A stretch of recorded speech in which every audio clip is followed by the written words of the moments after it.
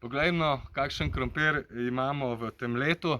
Tole je sorta Twister, ki je naravno odporna na krompirjevo plesen. Pri nas smo jo sadili na vrtne grede, dal je odličen pridelek. Vrtičkarji so imeli pa največ težav s krompirjem že v mesecu juniju, posebej v kakšnih skupnostnih vrtovih, kjer je krompirjeva plesen zelo hitro uničila cimo in tam zagotovo krompir ni tako debel, kajti cima je tovarna za rastline, za gomolje, za tvorbo gomoljev, in če ni zdravih listov, potem tudi krompir ne more tvoriti tako lepih gomoljev. No, na našem vrtu smo sadili tudi sorto Alouette.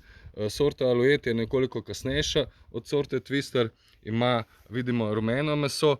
Kar se tiče ostalih težav, pa naj povem še to, da je krompir imel v spomladanskem času veliko dežja, veliko padavin in zaradi tega je tvoril plitke korenine, gomolje proti površju. Kasneje pa je imel ravno zaradi tega, ko je prišlo vroče poletje, več težav s tem, da je trpel pomanjkanje vode. Kasneje, v vročem juliju, pa je pravzaprav se pojavila še alternarija. To so take glavne težave na krompirju, tako da upam, da ste na vašem vrtu pridelali dober krompir. S krompirjevo plesnijo običajno niste imeli težav, če ste sadili sorte Twister, Alouette in pa Levante.